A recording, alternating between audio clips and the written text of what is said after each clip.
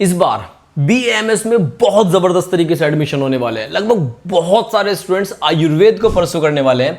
ऐसे में यह जानना आपके लिए बहुत ज्यादा जरूरी है कि जिस कोर्स में आप एडमिशन ले रहे हैं उसके डिटेल्स क्या है, उसमें आपको क्या पढ़ने के लिए मिलेगा, उसमें क्या क्या चीजें रहने वाली है। तो आज के इस वीडियो में कंप्लीट डिटेल में ओवरव्यू बताऊंगा BAMS कोर्स के बारे में कि जब आप एडमिशन ले लेंगे तो आपको क्या क्या चीजें वहां पर देखने के लिए मिलेंगी। सबसे पहले हम बात करते हैं, देखिए BAMS में टोटल 3 प्रॉफ होते हैं। प्रॉफ का मतलब प्रोफेशनल। अब आप ये बोलेंगे हमने सेमेस्टर सुना था, ईयर सुना था, ये प्रॉफ क्या होता है मैं बताता हूं आपको। ये जो प्रॉफ है ना, ये 1.5 साल का 1 साल काउंट करके चलो तो आपका BAMS टोटल 1.5 साल काउंट करोगे तो 3 साल में ही कंप्लीट हो जाएगा। 3 प्रॉफ में कहने का मतलब है 3 प्रॉफ टोटल आपके BAMS में रहेंगे। तो जब 3 प्रॉफ हैं तो आपके जो फाइनल एग्जाम है वो भी सिर्फ और सिर्फ 3 बार ही होंगे, यानी कि 1.5 साल में एक बार, फिर 1.5 साल में एक बार, फिर 1.5 साल में एक बार। ऐसा नहीं है कि यहां पर जो है हर 6 महीने में फाइनल एग्जाम होते हैं। फाइनल एग्जाम से मेरा मतलब है यूनिवर्सिटी एग्जाम्स जो आपके हैं। मान लीजिए आपका कॉलेज किसी यूनिवर्सिटी से एफिलेटेड है या आपकी खुद की यूनिवर्सिटी भी है, तो NCISM ने यही रूल बना रखा है कि 1.5 साल का एक प्रॉफ होगा और टोटल 3 प्रॉफ होंगे और 3 ही फाइनल एग्जाम्स होंगे। बीच में इंटरनल एग्जाम्स आपके होते रहेंगे, उनके मार्क्स जुड़े ना जुड़े वो कॉलेज के ऊपर है, कितने मार्क्स कॉलेज उनके बेसिस पर आपको देना चाहता है फाइनल एग्जाम्स में। लेकिन फाइनल एग्जाम्स में 10-20 नंबर ही जुड़ते हैं रिकॉर्ड वगैरह के। फाइनल तो फिर आपके 3 ही बार हो गए हैं। तो क्या ये आपको बात पहले पता थी? नहीं पता थी तो कमेंट करिए कि और बताइए, आपके लिए अपडेट्स लेकर आते रहेंगे। 3 टाइम आपके एग्जाम हो गए। उसके बाद में जब हम बात करते हैं कॉलेज फी के बारे में, तो देखिए कुछ कॉलेजेस ऐसे हैं कि 5 साल की या 5.5 साल की फी ले सकते हैं आपसे, लेकिन जो कोर्स का ड्यूरेशन है वो 4.5 ईयर्स होता है कॉलेज में। तो क्या होता है कि यहां पर आपको 5 या 5.5 साल की फी देने की जरूरत नहीं है। जो आपका 4.5 ईयर्स आप कॉलेज में पढ़ते हो, आपको सिर्फ 4.5 साल का ही फी कॉलेज में सबमिट करना होता है। तो कुछ कॉलेजेस है जो 5 की लेते हैं, उनका अगर आपको पता है तो कमेंट करना नाम, शायद उनको थोड़ी सी शर्म आ जाए इस चीज से। लेकिन जो जनरल है 4.5 साल की आपकी फी जाने वाली है। लेकिन यहां पर एक जो जरूरी बात, अब आप बोलेंगे कि मैंने अभी बोला कि 1.5 साल का एक प्रॉफ होता है तो फी 4.5 साल की क्यों जा रही है? जो आपकी फी सबमिट होगी ना वो पर ईयर के हिसाब से होगी और जो पढ़ाई आपकी चलेगी वो 1.5 ईयर प्रॉफ वाइज चलेगी। ये चीज आपके समझने में बहुत ज्यादा जरूरी है, आपको पता होनी चाहिए। अब नेक्स्ट एग्जाम को लेकर बहुत बड़ी अपडेट हमें देखने के लिए मिल रही थी। नेक्स्ट एग्जाम लागू कर दिया गया है BAMS पे, वो आपके लिए मैंडेटरी है। अगर आप अपने 4.5 साल पूरे कर लिए, आपने इंटर्नशिप 1 साल की कर ली, उसके बाद अगर आपने नेक्स्ट एग्जाम क्वालिफाई नहीं किया तो आपको प्रैक्टिस करने के लिए लाइसेंस नहीं मिलेगा। लेकिन जो नेक्स्ट एग्जाम है ना, वो ऐसा नहीं है कि आपको कोई उसमें रैंक वगैरह सिक्योर करनी है।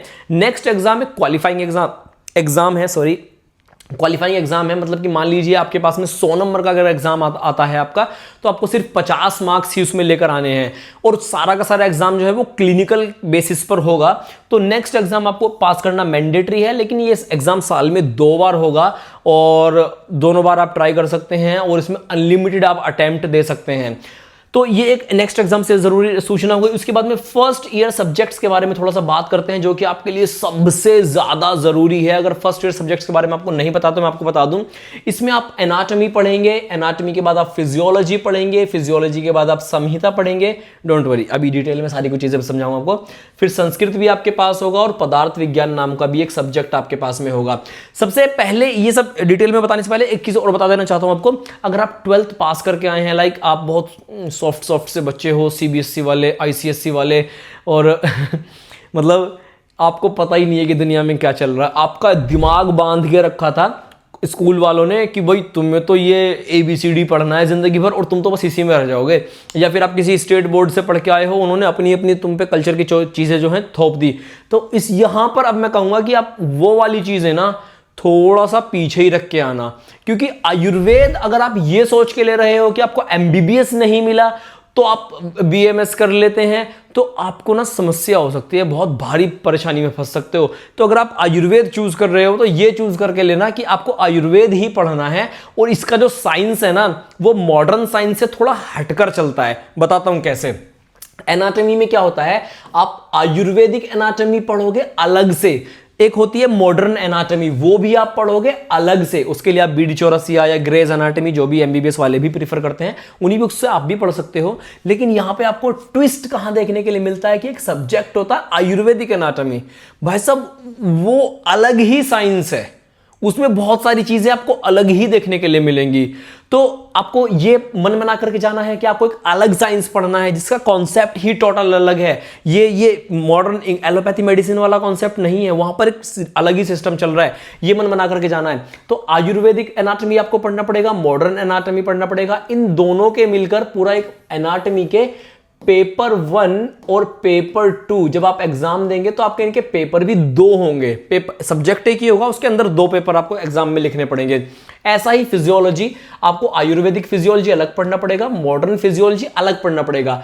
इसी में क्या होगा, आपके पेपर 1 और पेपर 2 अलग होंगे। सब्जेक्ट एक है लेकिन जब आपके फाइनल एग्जाम्स होंगे उसके 2 पेपर कंडक्ट आपके होंगे, ठीक है। उसके बाद में हमारे पास में आता है संहिता। अब संहिता क्या है, आपने बहुत सारे कॉलेज का नाम सुना होगा, Charak ayurvedic medical college, Sushrut ayurvedic medical college, Charak Samhita, Sushrut Samhita, या चरक फार्मेसी, सुश्रुत फार्मेसी, ऐसे करके सुना होगा ना। तो बेसिकली ये है मेन चीज। मैंने यहां पर लिखा है C for Charak, S for Sushrut. तो एक संहिता है, मतलब उसमें आयुर्वेद का क्लासिकल टेक्स्ट आपको देखने के लिए मिलेगा कि कहां से क्या क्या चीजें हुई थी और क्या क्या बेसिक हमारे कॉन्सेप्ट्स हैं आयुर्वेद के। तो आपको चरक संहिता पढ़ने के लिए मिलेगी, आपको सुश्रुत संहिता पढ़ने के लिए मिलेगी। और उसी के साथ में हमारा एक और सब्जेक्ट होता है जिसको बोलते हैं अष्टांग हृदय। अष्टांग का मतलब 8 होता है, तो इसके 8 पार्ट एकदम से होते हैं। तो अभी एकदम से बता दूंगा तुमको ना तो घबरा जाओगे, काय बाल गिरा है जो ऐसे करके होता है। तो अष्टांग हृदय आपको पढ़ने के लिए मिलेगा, बहुत इंटरेस्टिंग होता है। लिटरली मुझे पर्सनली बताऊं, मैं इस वक्त जो है BAMS 3rd ईयर में हूं, मुझे बड़ा मजा आता है सब कुछ चीज़ें पढ़ने में। हालांकि मैं पढ़ता ही कम हूं, मतलब एग्जाम से 1 महीना पहले पढ़ लिया तो बहुत बड़ी बात हो गई। तो अष्टांग मजा आता है पढ़ने में। संस्कृत आपको पढ़ने के लिए मिलेगी, लेकिन जो संस्कृत एज अ सब्जेक्ट आपको मिलेगा ना वो बहुत बेसिक संस्कृत है। लाइक आपने 7th 8th 9th क्लास में जो पढ़ी होगी ना, वो एकदम से हिंदी वाला जैसे ग्रामर होता है ना, उस तरह की संस्कृत होती है, बिल्कुल सेम। कि आपको वाक्य में प्रयोग करिए या ट्रांसलेशन के छोटे छोटे से आपको जो है सेंटेंस मिल जाएंगे। बहुत बेसिक संस्कृत है, इजीली पास कर लोगे। आपको जो थोड़ी सी हाई संस्कृत देखने के लिए मिलेगी वो संहिता में देखने के लिए मिलेगी, चरक संहिता, सुश्रुत संहिता। इनमें आपको मेनली हिंदी पढ़नी रहेगी। और हिंदी किसका है, वो ट्रांसलेशन है जो हिंदी है। बेसिकली श्लोक्स होते हैं वो आपको याद करने पड़ते हैं। श्लोक सारे याद नहीं करने, आपको सिर्फ कुछ याद करने होते हैं। हालांकि मैं सोच रहा हूं इसके ऊपर भी वीडियोस बनाऊं कि आपको आयुर्वेद में BAMS में पढ़ना कैसे है ताकि आप पास हो जाओ। नहीं तो ये 12th क्लास वाले मार्शमैलो के जैसे बच्चे होते हैं ना, मार्शमैलो की टॉफियां, तो बहुत सॉफ्ट ऐसे बच्चे आते हैं, इनकी लग जाती है वाट।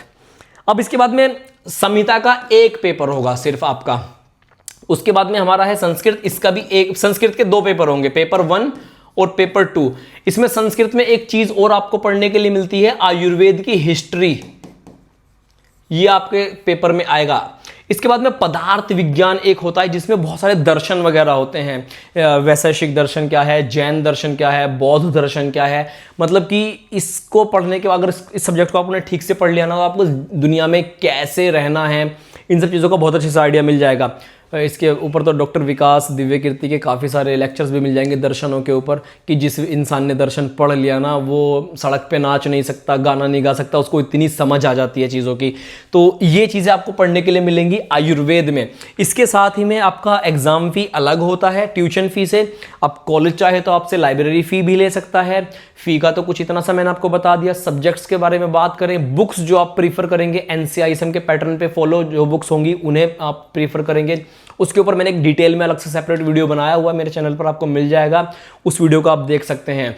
तो यहाँ पर खत्म करते हैं इस वीडियो को। Bye bye everyone, take care. कोई डाउट्स क्वेरीज हो तो इंस्टाग्राम पर फॉलो करिए, वीडियो को कमेंट करके पूछिए।